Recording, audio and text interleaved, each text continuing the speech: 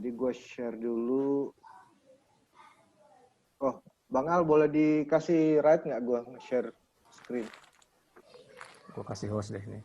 Gue juga nggak tahu caranya nih gimana. Ya, ada host ya sekarang. Oke.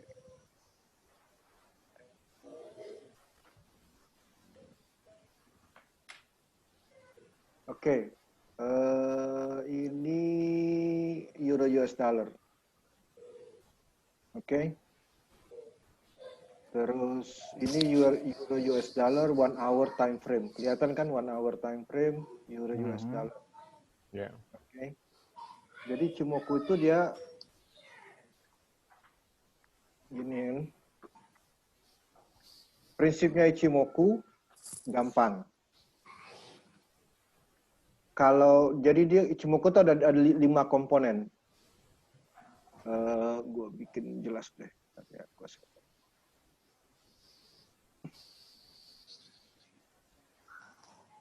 Itu regatta siapa, Pak Andi? Mau pakai hari, mau pakai jam, mau pakai apa? Nanti kita jelasin enaknya pakai yang mana gitu loh ya. Ini settingnya apa dulu nih? Sampai pasti ada option ya kan? Yang Setting apa nih? ditampilin itunya grab-grabnya yang apa aja, yang garisnya itu represent apa aja tuh? Iya makanya Pasti ada mau dijelasin ntar dulu. Oh, oke. Jadi kata Ichimoku, kapan orang sell kalau garis biru ini bawah garis merah. Oke. Terus candle di bawah awan. Kita baru sell. Jadi pada saat di sini baru kita ikut sell. Oke. Sepanjang dia nggak ini berarti dia nggak konfirmasi. Kayak sekarang nih, apakah kita boleh entry menurut Ichimoku? Enggak. Karena candle-nya balik lagi di antara dua garis ini. Pokoknya kalau Mungkin dia gede bisa nggak Bang Al? Biar kelihatan candle-nya. Candle-nya kecil banget soalnya. kelihatan nggak? Agak dinaikin dikit dong, bisa nggak? Tuh ada Bang Romi. Bisa dirubah candle-nya ya? Ini kelihatan nggak? Nggak warnanya nggak kelihatan sih. Aku kelihatan yang itu hijau berarti kan naik dia, yang merah yang gedein kan aja lagi. semua itu kan. Gedenya gimana? Justru nggak ada option untuk rubah candle-nya, nggak ada ya? Oh mau kayak gimana candle-nya ada? Candle-nya tuh bisa Ini kan kelihatan nih kan. Kan berarti kan dia hijau, merah, hijau kan. Ya. Jadi kan intinya kalau kita trading kan tiga komponen. Kapan kata Adi, kapan buy, kapan sell, kan? Kapan hold? Kapan hold gitu loh. Nah kalau sebentar Om. Ini yang garis biru apa, garis merah, garis apa nih? Garis biru ini. Nah, oke, ini kasih tahu nih ya. Ini cara bikinnya dari awal gimana? Biasanya kan garisnya cuma satu doang, ini kok jadi banyak banget garisnya nih? Apa cuma karena ditambahin Ichimoku langsung jadi banyak begini? Iya, kalau ditambahin Ichimoku langsung jadi banyak. Jadi gini, garis yang biru, ya, dia ngitung 9 candle ke belakang. Jadi dia jumlahin batas atas sama batas bawah dibagi 2. 9 candle di bawah. 9 candle ke belakang. Jadi kalau misalnya ini di belakang. Ini misalnya gitu 1 2 3 4 5 6 7 8 9. Itu satu candle satu hari ya? Tergantung kalau ini 1 jam berarti satu candle 1 jam. Oke. Kita pilih 1 day berarti 1 candle represent 1 hari. 1 hari. Ya. Wah, kalau zaman itu ribet juga ya mantaunya ya. Ya, makanya nanti kita ngomongin preference yang mana, mau 1 hour, mau 4 hours, mau 1 day gitu loh. Tapi kita ngerti konsepnya dulu. Oke. Jadi atasnya candle itu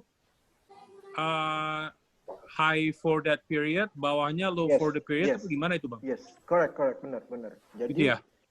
Jadi kalau mau ngertiin candle yang ini nih ya, candle yang ini ya.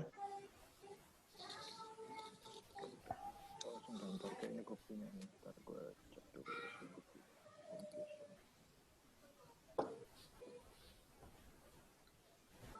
mana nih? Nah, dia lagi mau nyari warnanya dulu. Asal jangan nyari mouse aja.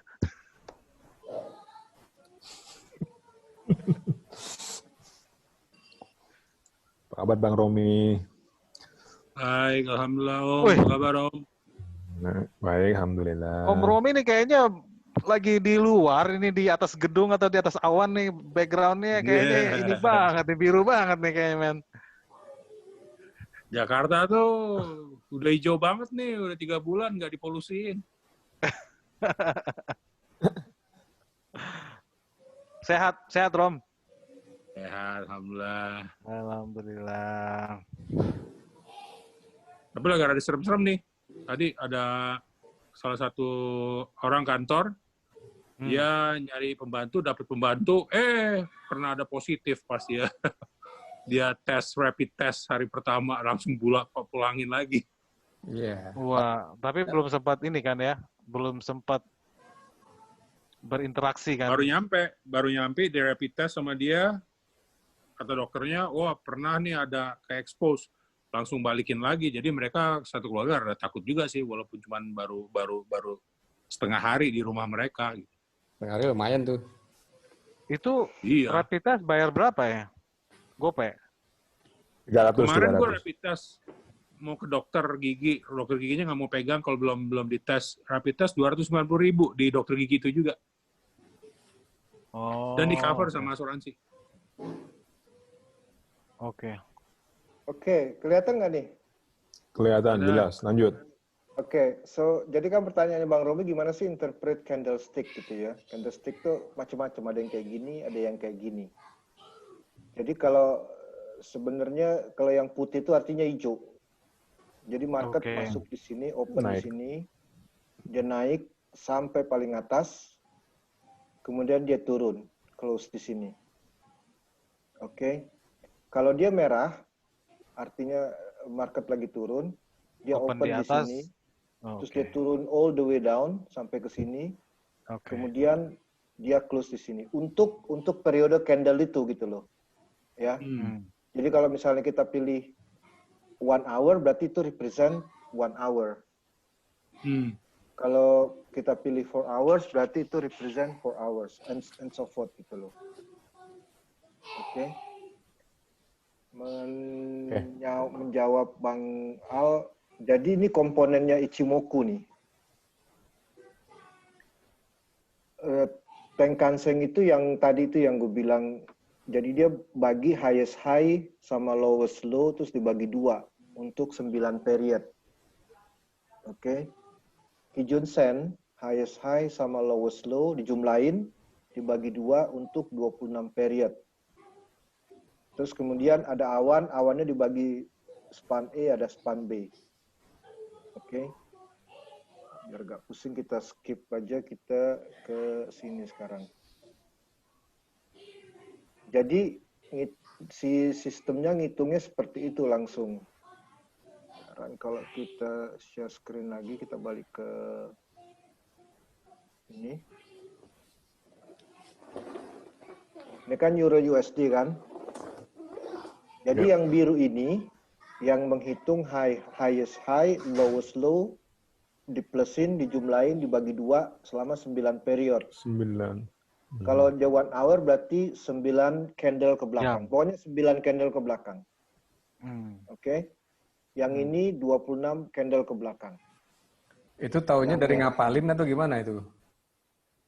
Dia udah set begitu. Ini orang Jepang yang nemuin. Enggak, maksud gue ngelihat dari gambar ini kita tahu dari mana yang ini yang 9 hari itu yang dari mana. Oh gini, 9 hari itu lebih cepat berubahnya, dedet lebih turun. Yang 26 hari itu lebih lambat. 26 hari yang merah ya? Yang merah. Iya. Kalau dia lebih periodenya lebih lebar kan berarti perubahannya lebih lambat kan? Betul. Iya kan? Lebih smooth movement-nya. Lebih smooth movement-nya. Terus ini awan A, ini awan B.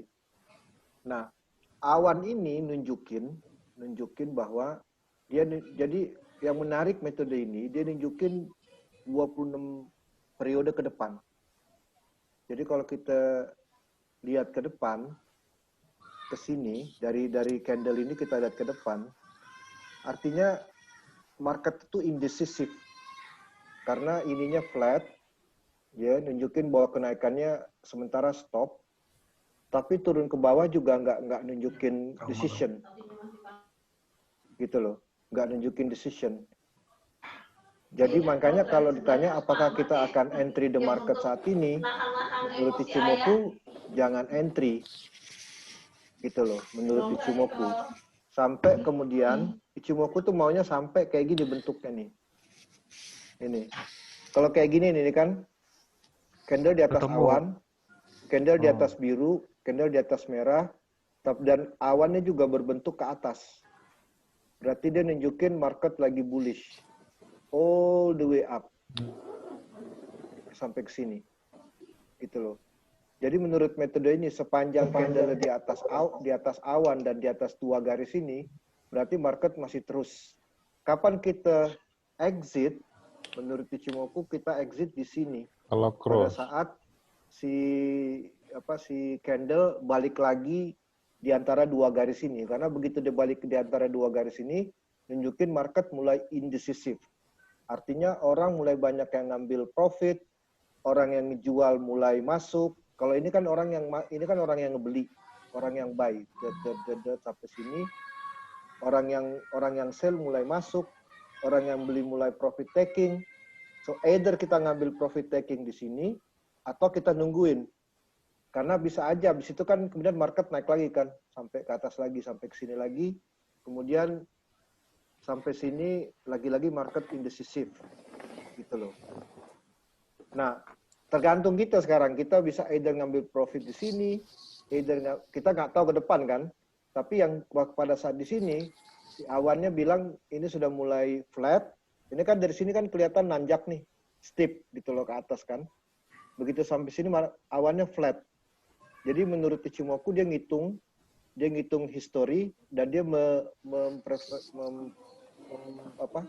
memproyeksikan 26 ke depan, 26 periode ke depan. Kalau dia tidak ada perubahan ke atas, berarti ini awannya marketnya akan tetap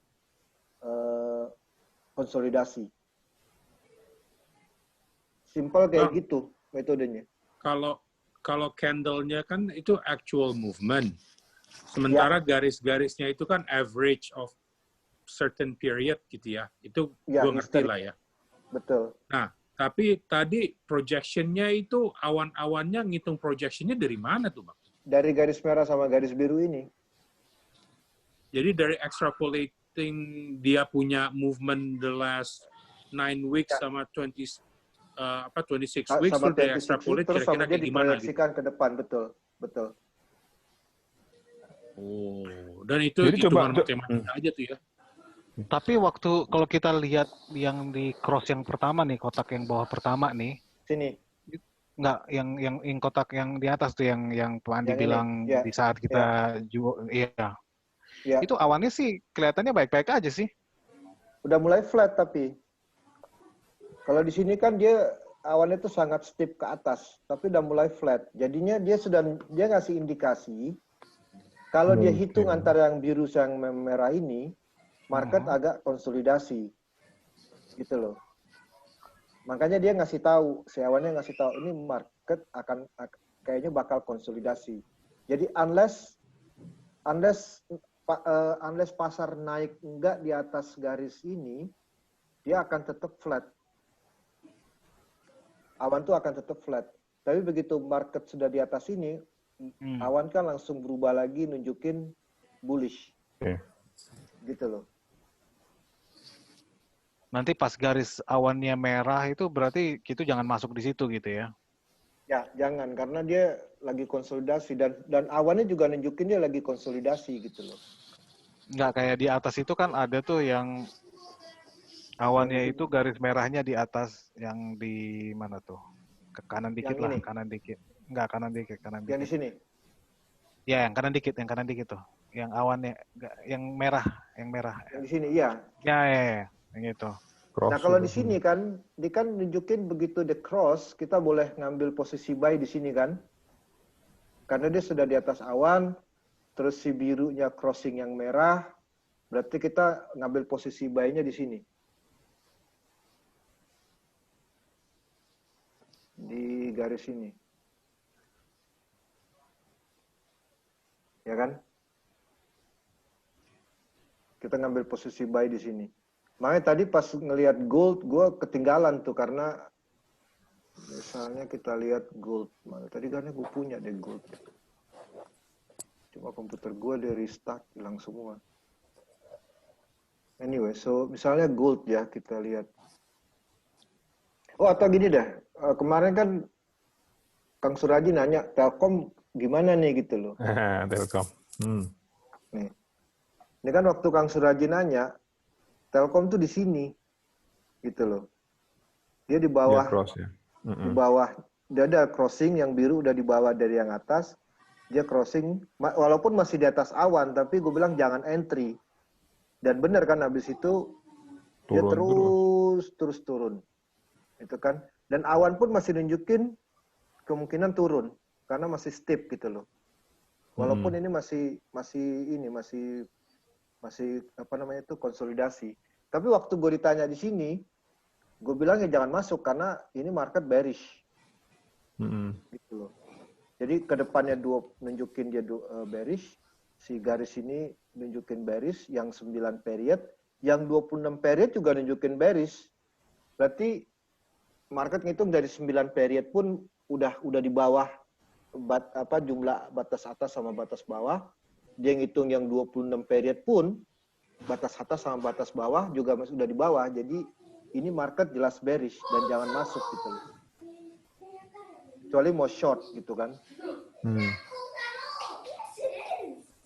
Kalau yang paling make sense untuk saham itu apa? Per hari, per minggu atau? Tergantung Mas Boy. Kalau soalnya gini, ini kan 1 hour ya. Sekarang kalau kita lihat 4 hours, tanya mungkin lain. Nah, kalau ini masih sama nih. Kalau kita tradingnya 2-3 kali seminggu, oke, dilihatnya 4 hours. Kalau mau 2-3 kali seminggu dan mau megangnya jangka panjang. Karena kalau jangka panjang kan, misalnya gini deh gue tandain. Kalau kita mau jangka panjang, menurut Ichimoku, kapan kita entry di sini? Kita entry kan? Kita baru boleh entry di sini kan? Kalau 4 hours. Tapi kalau 1 hour pada saat di sini pun sudah boleh entry. Ngerti nggak Mas? Di awal ya. Jangka panjang itu seberapa panjang? Jangka pendek seberapa pendek? 4 hours tuh aku bilang sih 2-3 trading per minggu. 4 hours 2-3 trading per minggu. Itu ada anggap jangka panjang itu? Menengah bukan jangka panjang. Kalau jangka panjang kan pakai daily time frame, menengah lah. Gitu. Jadi kalau Mas Boy nanya enakan pakai 1 hour, tergantung kita bisanya kapan. Kalau kita siap untuk ini. Tapi ingat 1 hour tuh kan lebih fluktuatif dibandingin 4 hours. Kalau ini kebetulan di sini nunjukin trennya sama gitu loh.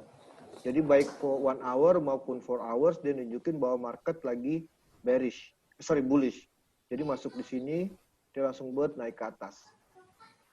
Oke, jadi kalau 4 hours itu buat 2-3 kali trading seminggu gitu ya. Kita ngelihatnya 4 hours grafik.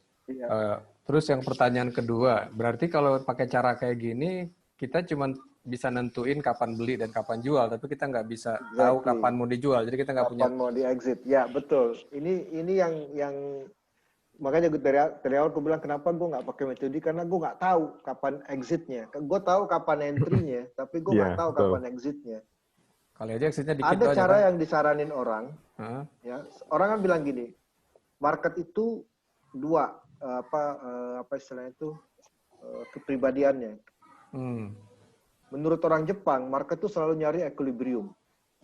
Ya kan kelihatan nih pada saat ini kan udah jauh di atas kan, ini udah jauh di atas, market itu akan balik kata dia.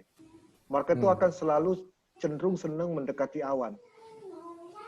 Jadi pada saat ada gap gede antara candle sama awan, itu sudah menunjukkan sudah waktunya konsolidasi ke bawah. Gitu loh. Lihatnya.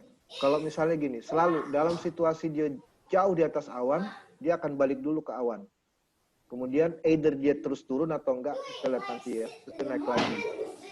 Nanti dia turun lagi. Jadi market selalu cenderung untuk mendekati awan. Sama halnya dengan ini, berarti kita ekspektasi di sini dia bakal naik. Ini kan sudah jauh nih gap-nya nih kan. Market akan balik dulu sedikit. Gitu loh. Kayak gitu. Jadi kalau misalnya dalam posisi kita jual shorting, nggak tahu boleh nggak di Indonesia short, ini waktunya untuk sebaiknya untuk consider ngambil profit. Gitu loh. Karena udah gap-nya udah cukup gede. Yang ideal itu adalah selalu dia mendekati awan. Ini kan balik, dia turun lagi, dia balik lagi, dia turun lagi, dia balik lagi. Terus dia selalu dekat sama garis merah sama garis biru. Kalau sudah ada dia gap, berarti dia ini. Nah sekarang pertanyaannya kapan kita exit, kapan kita entry kan udah tahu exitnya. Yeah. Ada beberapa orang pakai metode ini. Itu yang kepribadian market yang pertama. Kepribadian market yang kedua tuh selalu berusaha untuk ngetes level yang sebelumnya dicapai. Jadi misalnya kalau ini kemungkinan market akan mencapai, pertama dia akan ngetes level ini. Gitu loh kan. Karena market pernah nyampe sini kan, dia ngetes, dia gagal, dia naik. Dia coba turun, dia gagal, dia naik, terus sampai ke sini. Oke. Kalau dia kemudian bisa menembus di bawah ini, berikutnya market itu akan nyoba di sini, level ini. Jadi bisa mungkin kalau dia ngelewatin ini, dia bisa ekspektasi kita berikutnya market akan turun all the way sampai ke sini. Ini tanpa ngitung Fibonacci, tanpa ngitung apapun. Ini pure kita ngelihat chart gitu loh. Kalau mau pakai Fibonacci sih, kita misalnya bisa bikin ke sini. Kalau mau lihat Fibonacci, kita namanya pakai Fibonacci extension. Kita tarik garis dari sini, ke sini, terus ke sini. Nah, Fibonacci ngasih tahu ini sudah 0,786. Jadi ada kemungkinan market akan bounce ke atas. Kalau dia tembus, kata Fibonacci, berikutnya yang mesti kita lihat adalah di sini. Itu yang suka dikasih lihat sama Mas Hari dengan itunya, dengan Fibonacci number-nya. Kalau dia tembus 1, maka berikutnya dilihat adalah 1,272. Kalau dia tembus lagi 1,72, mungkin 1,414, all the way down sampai ke sini. Tapi kalau tanpa Fibonacci, kita cuma ngelihat terakhir kali market mau turun, dites di sini, gagal, kemudian dia naik. Sekarang dia akan nyoba lagi, apakah dia berhasil. Kalau dia berhasil, dia akan nyoba yang berikutnya di sini. Kira-kira seperti itu, Bang. Sama dengan pas naik. Pas naik kan yang pertama dites adalah di sini. Ya kan? Kemudian dites berikutnya adalah, kita lihat history yang ke kiri. Historinya itu di sini. Gitu. Jadi, pertama kan dia naik, dia ngeliat ke kiri kan ada history di mana ini kan ini menyebutnya support, tapi pada saat ini dia jadi resistance. Dia kan dia coba satu, dia naik. Kemudian dia coba lagi, dia naik lagi ke atas kan. Dia coba yang ketiga baru tembus. Jadi ini lumayan bisa dijadiin patokan bahwa mungkin kita bisa mungkin kalau kita entry di sini, kita bisa berpikir bahwa ada kemungkinan di sini kita exit. Kemudian kalau ini lewat, kita selalu ngeliat ke kiri ada kemungkinan. Kira-kira seperti itu. Makanya aku bilang, problemnya dengan metode ini, dia tidak nentuin kapan exitnya. Nggak bisa ditentuinnya. Dia cuma ngasih tahu kapan entry, tapi bagusnya dia bisa proyeksikan ke depan. Jadi misalnya ini, dia masih memproyeksikan jangka ini masih bearish.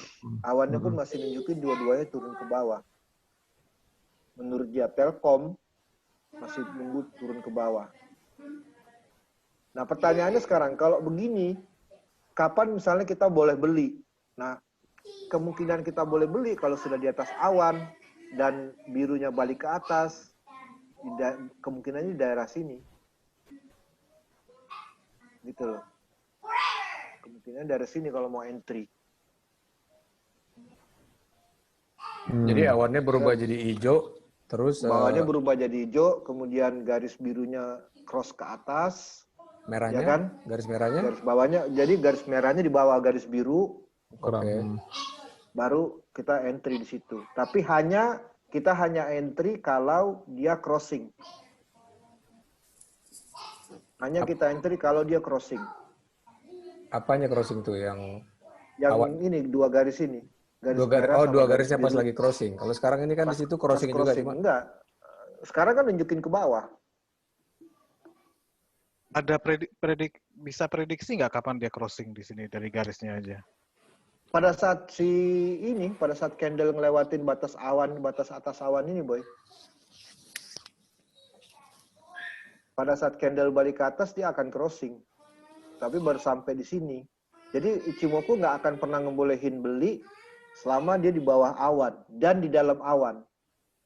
Di sini tuh dia bilang jangan melakukan transaksi apapun sepanjang daerah ini, jangan pernah melakukan transaksi beli ya, jangan pernah melakukan transaksi beli apapun. Jadi crossing itu maksudnya si merah sama biru begini gitu? Ya, seperti ini nih, seperti ini. Seperti itu kan? Itu crossing ya, cuma karena dia di bawah awan jadi nggak bagus ya? Nggak bagus untuk beli, tapi kalau jual bisa. Bagus ya? Jual. Iya. Jadi kita nunggu dia crossing untuk entry, apakah beli atau jual ya?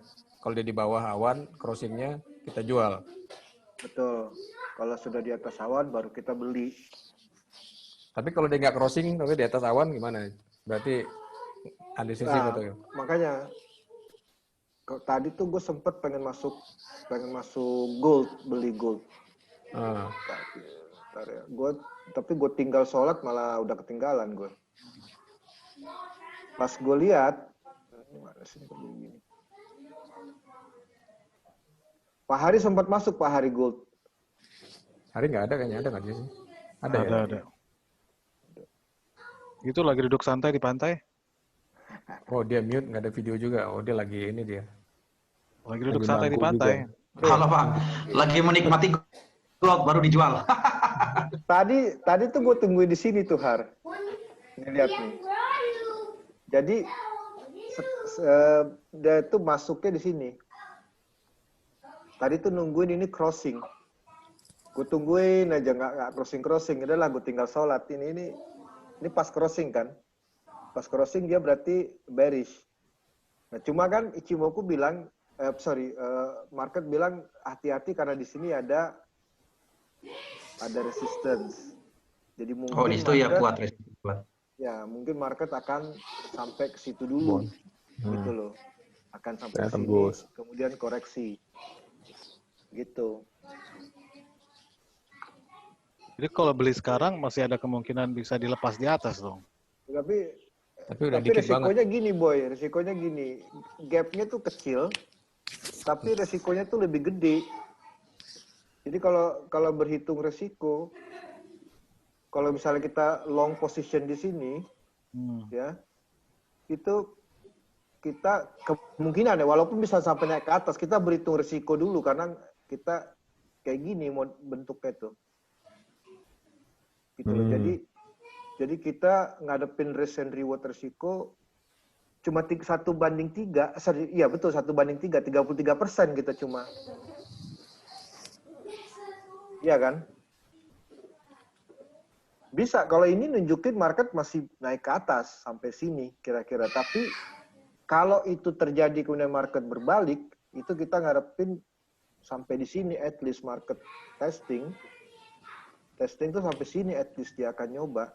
Berarti resiko kita sebesar yang merah ini, profit kita cuma segede yang merah, yang hijau itu. Makanya tadi gue nggak jadi masuk. Tadinya gue pengen masuk di sini. Kalau dia masuk di sini masih agak mendingan. Itu paling juga pada saat dia crossing. Nggak begitu jauh, 50%. 1:1,2, berarti risknya masih sedikit lebih bagus.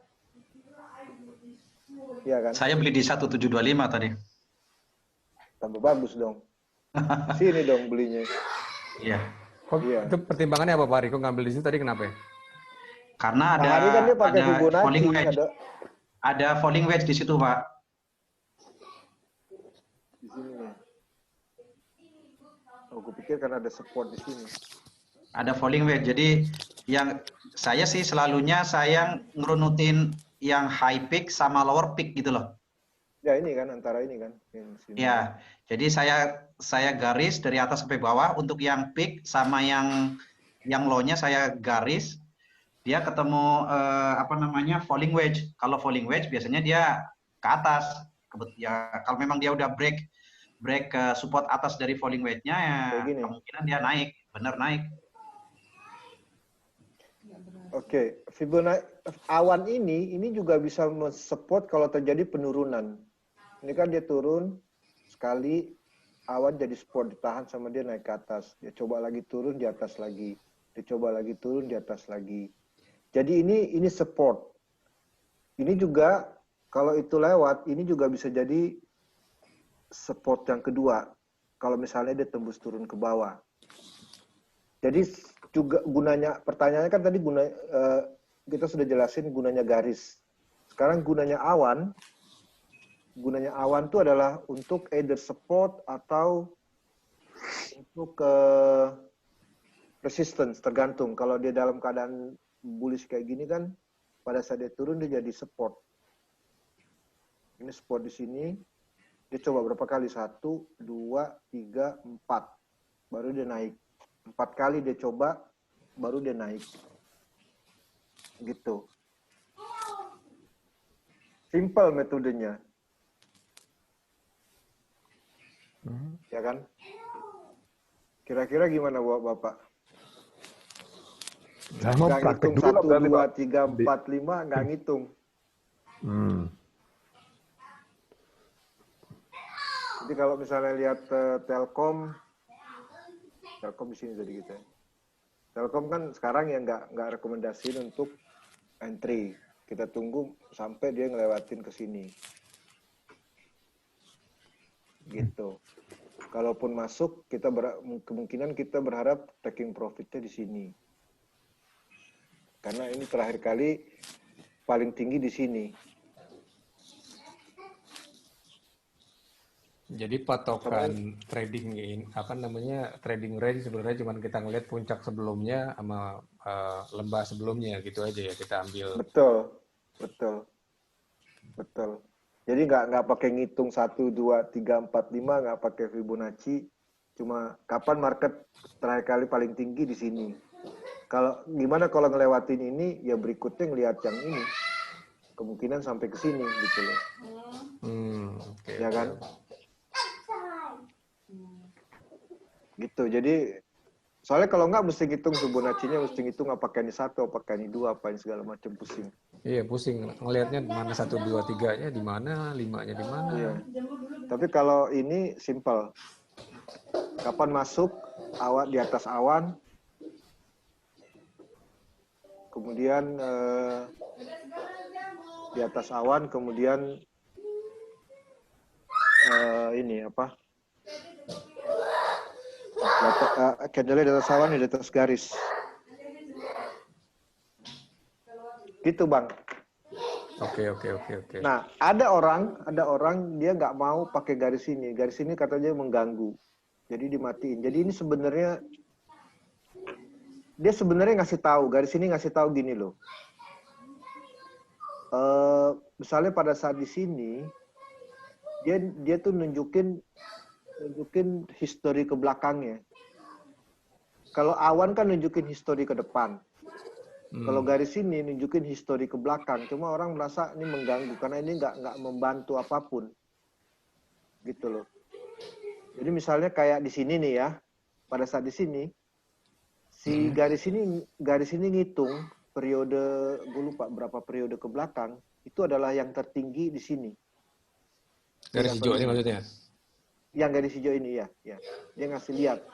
Jadi dia ngasih lihat bahwa dari sejak sini itu yang tertinggi adalah di sini. Gitu loh. Jadi dia orang nggak terlalu nih. Itu metode pertama. Gue pernah juga lihat ada orang pakai namanya exponential moving average. Jadi gini, prinsipnya sama, cuma dia pengen lihat longer trendnya. Ini kan 26 period, ini 9 period.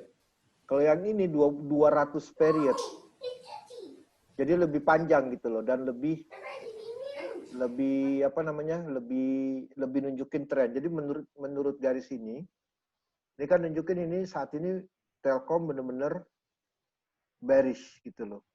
Bahkan dihitung 200 period ke belakang pun ini masih bearish gitu loh.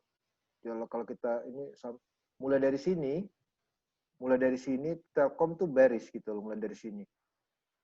Karena dia candle-nya di bawah garis 9 periode, 26 periode, dan 200 periode. Jadi benar-benar ini artinya gini. Artinya kalau kita jual di sini, itu benar-benar nunjukin it's very, very strong bearish. Makanya all the way down sampai ke sini. Gitu. Sama halnya dengan sebaliknya kalau kita dalam posisi beli. Kalau posisi beli ada orang yang tambahin cek. Jadi selain daripada di atas awan, di atas garis juga di atas garis 200 ini untuk nunjukin bahwa sekarang pun dia trennya udah menjadi bullish. Karena dibandingkan dengan 200 periode ke belakang, ini candle-nya pun masih di atas garis-garis itu. Tapi terserah kalau mau pakai ini atau nggak pakai ini. Ini sih bagus juga sebenarnya. Ini lebih juga sangat mendukung gitu loh. Bapak-bapak. Dan ini bisa jadi resistance. Jadi pada saat kemungkinan sebelum nyampe di sini itu bisa mungkin harga ketahan sama ini. Bisa mungkin harga ketahan sama ini. Karena kan lihat ini berapa kali dia nahan harga turun kan. Ini ke atas untuk ke bawah. Kemudian market berhasil ngelewatin awan pertama, awan kedua, tapi ketahan sama garis ini, kemudian turun ke bawah. Di sini juga dia turun ke bawah. Gitu loh. Jadi itu juga bisa nunjukin, kalau mau itu juga bisa dijadiin patokan untuk target, karena itu resistance. Gitu. Kalau di Forex, saya juga pakai itu, Pak. Jadi 200 untuk yang ya? exponent moving average yang 21 sama 34 kalau saya pakai. Untuk kasus yang ini misalnya kan, setiap dia itu nempel di exponential 21, saya bilangnya dia magnet gitu. Jadi untuk kasus ini kan kalau di Forex bisa jual kan. Jadi whenever dia nyentuh yang EMA-nya itu, saya jual. Setelah itu saya jual lagi gitu. Jadi akumulasi jual begitu. Sama juga kalau dia lagi bullish, sama persis kayak gitu. Betul. Tapi sebenarnya sama nih Pak Heri. Kalau kita lihat yang merah ini 26 periode. Yang biru ini 9 periode. Tapi dia sebenarnya juga sama, exponential moving average juga. Karena dia ngitung high plus low, high plus low dibagi 2. Tapi periodenya aja yang beda. Dia pakai 9 sama dia pakai 26. Jadi orang Jepang itu ngitungnya gini. Dia ngitung dalam setahun ada 52 week. Kemudian dibagi 2 sama dia, maka dia dapat 26 week. 9 itu gue lupa deh historinya apa ya historinya tuh. Gue pernah baca historinya dari mana dia dapat angka 9. Tapi Ichimoku itu udah ratusan tahun dipakai orang. Jadi ini alternatif kalau nggak mau pusing dengan 1, 2, 3, 4, 5, nggak mau pusing dengan Fibonacci. Cuman yang paling reliable, bukan reliable ya, maksudnya yang paling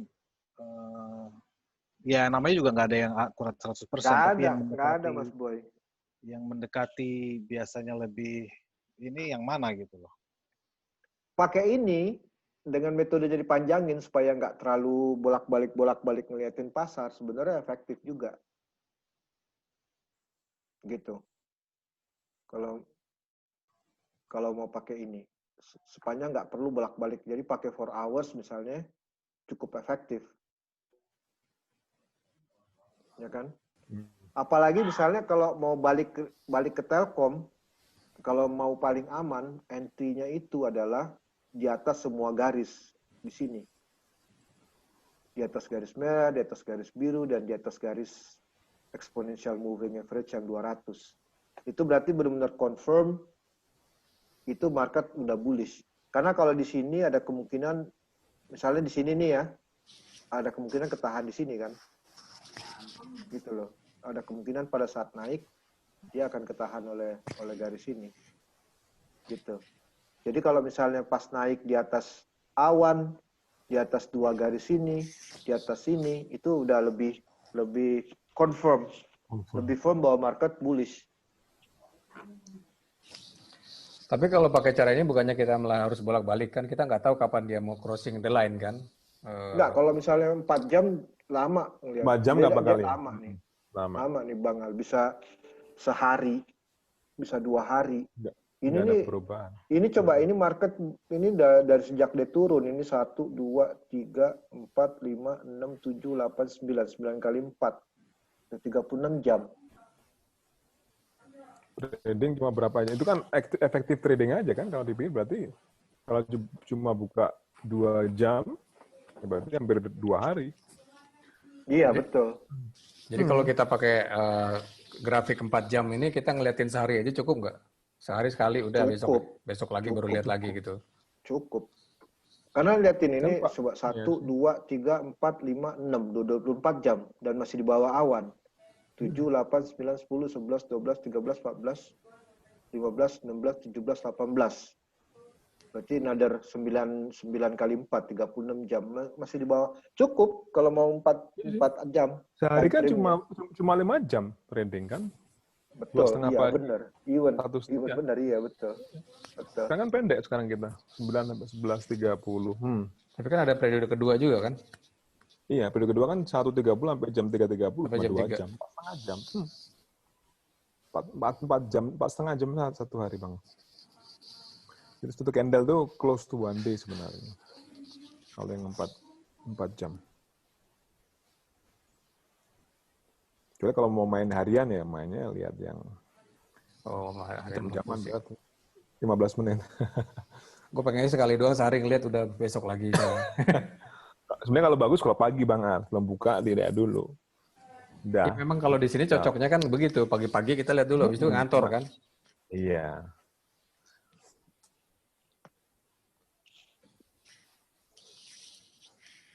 Oke. Ichimoku itu ya. yang ini. Ichimoku boleh. Fibonacci kapan kalau gitu? Masih kejar Fibonacci-nya. Lihatin aja, coba aja ini metodenya. Aku pakai ini dulu lah, aku coba pakai ini lah. Coba pakai ini simple dan visual gitu loh. Cuma dipakein indikator Ichimoku, nggak perlu di set apapun. Kalaupun mau ditambahin tadi yang gue bilang pakein exponential moving average 200. Ya, EMA yang 200. Oke. Jadi kalaupun mau ditambahin. Di share gitu dong itu, Bang, yang apa presentasinya? If you don't mind. Yang ini. Yang tadi yang summary, soalnya takut lupa juga gue. Yang PowerPoint-nya itu tadi, Bang. Iya, oke. Iya. Oke. Nanti gue share deh. Oke. Adi mana Adi? Adi udah tidur kayaknya nih. Sekarang Adi yang di pangku. Makanya nggak bisa ngomong nih di bangku. Ini kan orang Jawa bilang kalau di pangku kan mati. Ya udah, diem lah dia pasti. Iya, gimana? Huruf Jawa kan kalau di pangku dia mati. Kenapa orang Jawa kalau di bangku mati? Huruf Jawa. Oh, huruf Jawa. Mati. Orang Jawa di pangku mati. Huruf Jawa itu sebenarnya. Bang Andi, terima kasih banget. Waduh, at least ada satu teori saya pakai buat bullying. Nggak pakai feeling lagi. Nggak pakai feeling. Ini lumayan, kalau cuma maksudnya gue dibandingin pakai feeling, ini jauh lebih. Iya, lebih real. Itu dan soalnya kalau pakai feeling Bang itu sakit spot jantung itu. Iya. Terus kalau Elliott Wave gue nanya mulu, susah bacanya, gue bingung. Iya.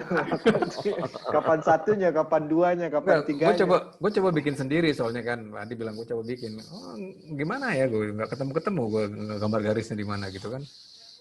Bingung gue. Jadi terpaksa ngelihat yang dibikinin Pak Andi aja. Pas bikin sendiri gue nggak bisa. Tapi ada orang digabung antara Elliott, tapi itu terlalu complicated. Ada orang yang digabung antara Elliott sama Ichimoku. Banyak orang yang pakai combine gitu loh. Iya, Dia cuma cuman mau cuma buat aja dia mastiin kan. bahwa dia ngitungnya bener, bahwa trennya bener. Karena Ichimoku tuh bagus banget buat ngitung tren. Buat ngeliat tren tuh bagus banget dia. Dia confirm trennya clearly daripada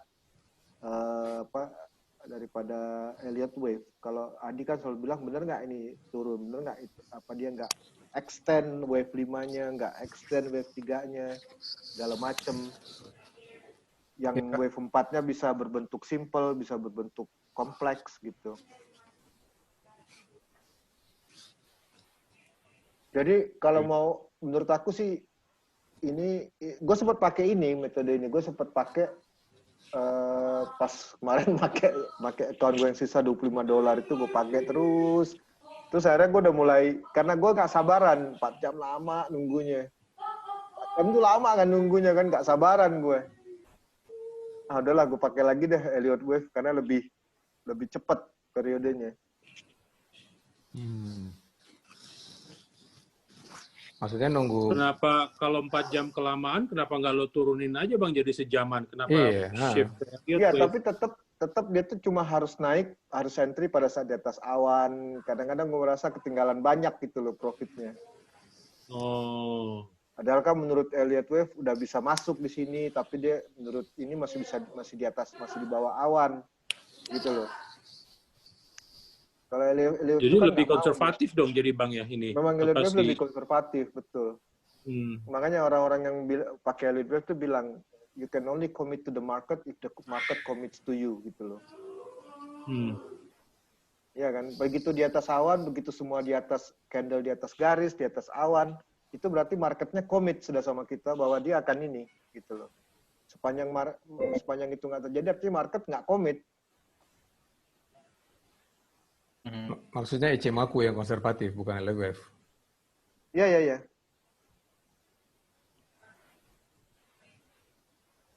Oke. Ya kayaknya good starting point lah ini. Untuk orang kayak gue yang males ngitung-ngitung, ini tinggal ngeliat ininya aja ya. Tinggal lihat candle di atas awan, apakah dia ada crossing, dia tungguin sampai dia crossing, baru entry market. Yang biru, kalau pada saat bullish, yang merah di atas yang biru, gitu kan. Udah, then you can go in. Kalau mau lebih firm lagi, tungguin di atas garis 200 exponential moving average, itu lebih confirm lagi. Then you can go. Tapi semua analisis ini dengan syarat kondisi normal ya kan ya, maksudnya nggak ada kayak misalnya kayak sekarang nih kayak COVID segala macam ini kan abnormal lah situasinya. Kalau ada news ada apa itu kan nunjukin fluktuasinya makanya lebih tinggi gitu loh. Jadi kalau misalnya pertanyaannya kan cuma misalnya gini, kita lagi bullish, apakah news bisa mempengaruhi ini? Pada saat di atas itu dia langsung bisa cepat berbalik ke awan gitu loh. Nah itu yang gue nggak jamin. Tapi kalau mau ngitung itu memang harus, jadi gini, sebaiknya memang pada saat kita trading, pada saat kita mulai untung, biasanya di forex itu 20 pip, orang biasanya 20 sampai 30 pip. Itu stop loss-nya dipindahin di atas harga beli. Jadi dia pasti untung. Jadi kalaupun misalnya kita ketiduran market berbalik, kita tetap pasti untung walaupun sedikit. Makanya kita nyebutnya risk free trade gitu loh. Jadi begitu di atas, kalau forex itu di atas 30 pip, di atas 20-30 pip, dia mulai pindahin stop loss-nya ke atas, terus pindahin sampai ke atas. Kalaupun market berbalik ya udah aman. Paling kita cuma loss antara yang paling tinggi sama terakhir kali kita naikin stop loss-nya. Metode itu juga bisa dipakai di stok sih sebenarnya. Gitu loh. Jadi begitu market sudah bisa, di atas, stop loss-nya bisa di berapa? Bisa dinaikin di atas harga beli. Tapi jangan begitu naik sedikit dinaikin ya, karena begitu ini kan capek. Cepet stop out-nya gitu loh. Hilang dia langsung kan. Iya. Kesenggol lagi. Senggol langsung hilang lagi. Benar itu. Bisa sering banget kesenggol. BEP langsung. Exactly kan, langsung BEP gitu loh. Kacau. Jadi Ichimoku ini lebih confirm, tapi kejadiannya jarang kejadian gitu kan. Bukan makanya jarang Pak Andi nggak kejadian, sabar. dia lebih konservatif aja. Ya, jadi kalau katakanlah Pak Andi nggak sabar, misalnya kejadian ngelihat crossingnya itu bisa misalnya sebulan sekali gitu, atau mungkin Ya, atau Kalau beberapa aku hari tak- sekali gitu loh kalau pakai tak 4 hours balik, atau Bang kalau Al. 1 hour. atau malah Kita nggak pernah. milih yang Enggak, kita milih karena yang- gini, gue nggak sabarnya kalau setelah gue hitung pakai Elliott Wave, mestinya market tuh udah berbalik. Tapi gue nggak bisa Oh. masuk kalau menurut Ichimoku. Gue harus nungguin dia di atas awan gitu loh. Padahal dari hitungan Elliott Wave, dia belum di atas awan. Maksudnya Gitu, Cimoku belum jadi- di atas awan, LFF bilang udah balik. Elliott Wave udah bilang udah waktunya entry gitu. Hmm. Jadi kadang suka ini. Tapi ini kalau sudah benar semua, udah lebih efektif. Jadi ada orang bilang mendingan trade-nya sedikit tapi efektif Ya. Tapi profitnya. bilang tadi, pilih aja 2-3 saham yang yakin gitu, Iya. main di situ.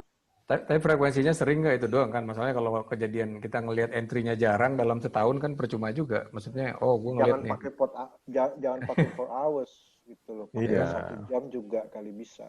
Kalau enggak. Oke, Bapak-bapak.